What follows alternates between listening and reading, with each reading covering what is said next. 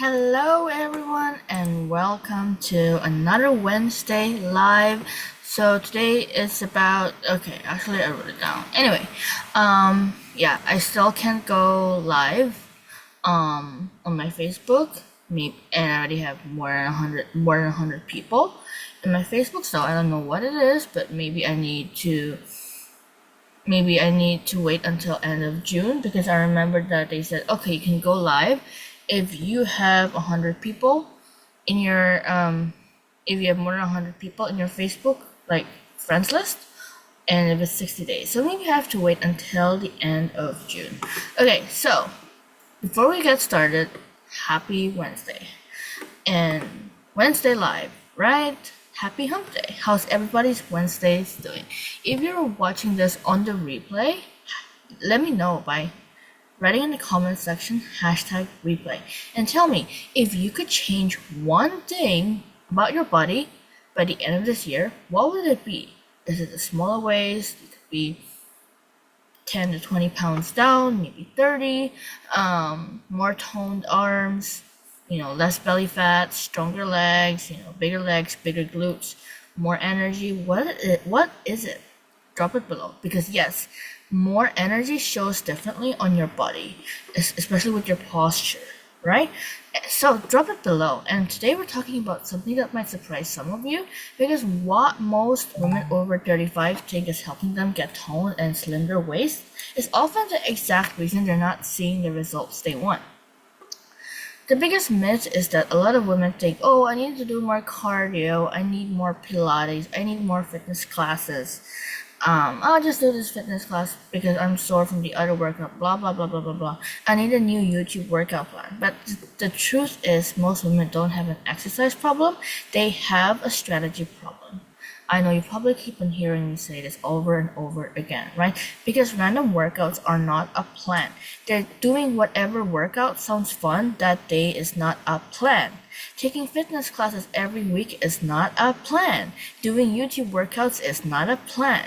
Pilates is not a plan. They're activities. They are movements. They are exercises, but they're not a structured body composition plan. And that's a huge difference, all right? They won't help you lose fat and build muscle because you're not really progressive overload. So what do women actually want? Because let's be honest, most people don't actually just want to lose weight, right?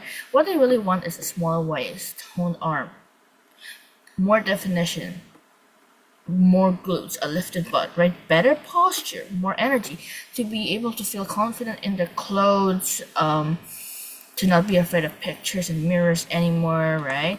To walk into a restaurant, vacation, wedding, or event and still feel amazing. That is body composition, not just weight loss, right? And body composition requires muscle, right? So what changes after 35? Now let's talk about why this gets harder after 35, especially during perimenopause and menopause. Most women think my metabolism is broken, my hormones hate me, my body is working against me, I'm too old for my body to change, blah blah blah blah blah. Not exactly. What's actually happening is that estrogen, progesterone, and testosterone start declining, and these hormones were helping support muscle maintenance, recovery, strength, energy, bone health, metabolism. And in simple terms, when we were younger, our hormones did more of the heavy lifting for us. Now we need our training to do more of that work. So think of your hormones like an automatic sprinkler system for your garden, right? For years, that sprinkler system helped keep everything alive. Making sure it's recording. Okay, then perimenopause starts. Now the sprinkler system isn't working as well. So now you have two options. Option one, watch the garden slowly decline. Option two, grab the hose yourself. Strength training is the hose. Strength training becomes a signal that tells your body, keep this muscle, build this muscle, stay strong, stay functional, stay metabolically healthy. So why is Pilates not enough? Now before anyone gets mad and shoots the messenger, I am not anti-Pilates. I actually think Pilates can be amazing because Pilates helps body awareness, mobility, core control, stability, balance, posture, and that's fantastic, right? But Pilates was never designed to maximize muscle growth. It was never designed to maximize strength, and it was never designed to create the strongest possible body composition changes. And that's where many women get confused. They think Pilates is strength training. It's not. It's movement training, it's control training, it's stability training. But it is not the same thing as progressively challenging your muscles with resistance. So think of Pilates as the side dish, not the main course. And that's the same with fitness classes, right? This is another one that surprises people. Fitness classes are fun, right? Like I teach Zumba, not in a while. I love Zumba, but fitness classes can burn calories, improve fitness, improve your mood, reduce stress, and help consistency.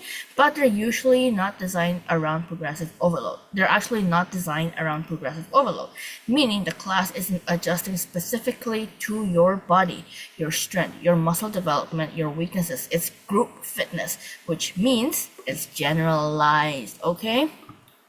Again, it's a great supplement, but not for the foundation.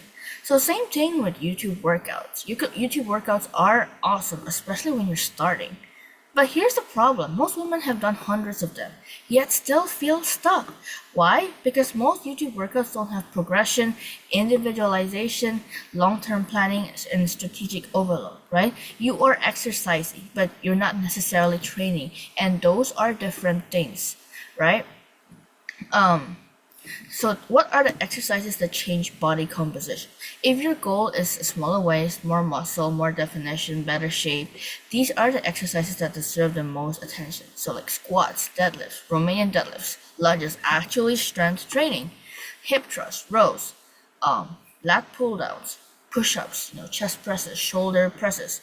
These movements recruit lots of muscle, which creates more adaptation and more change. So what are the biggest weight slimming secret? The best waist exercises isn't crunches to slim your waist, right? It's not even crunches. Yeah, it definitely is not. It's building muscle everywhere else, especially shoulders, upper backs, and glutes. This is something bodybuilding coaches have known forever. A wider upper body and stronger glutes creates more visual taper, you know? And also, what actually slims your waist is not just doing a bunch of crunches. It's like rows do that. Compound exercises like squats. What do you call this? Any kind of rows. Have you heard of like suitcase carry or farmer's carry? They actually build your core. And yeah. So a wider upper body and stronger glutes create more visual taper, which makes your waist appear smaller. But most women spend years trying to shrink their waist instead of building the frame around it, right? Think about it. When you have a smaller upper back and bigger glutes, your waist will look smaller, right? So, want another secret? The goal isn't to burn the most calories. The goal is to send the strongest adaptation signal. Because many women leave a workout saying, wow, I burned 600 calories. Cool, but what did you build? Because the women who look toned and defined usually aren't chasing exhaustion. They're chasing progression, getting stronger. I don't always, and they don't chase sweat as well. I don't sweat every workout, okay? If it's very hot, yeah. If I'm lifting even heavier, yes. But I'm not always sweating, okay? So they're chasing progression, getting stronger, adding waves, adding reps, improvement, movement quality, week after week, month after month, right? And there's other signs of progressive overload that you can do if you cannot lift a heavier yet, right? So like, what do you call it? Like a pause at the bottom, for example, right? And year after year as well. So what is my recommended formula, especially for most women over 35? 2 to 4 days actually strength training, the boring stuff, all right? Daily walking. Well, maybe if you want to add Pilates, you can do it like 1 to 2 Pilates sessions if you enjoy it, especially if you don't want to get bulky. But getting bulky will take actually forever, like years, right? So you don't have to add the Pilates unless you want to, and maybe until years, or you can add it. So yeah, and 1 to 2 fitness classes if you enjoy them, right? So let me repeat that.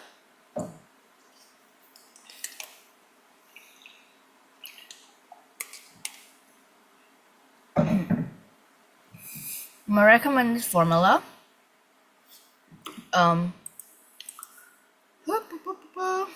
build that slim waist and toned body, right, to lose the fat is to do 4 days strength training, right?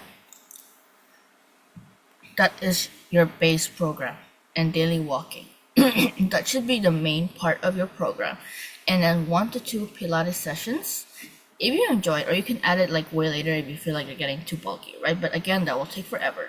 And 1 to 2 fitness classes a week if you enjoy them, all right? But that should be the supplement, not the foundation. Another foundation, protein at every meal, sleep.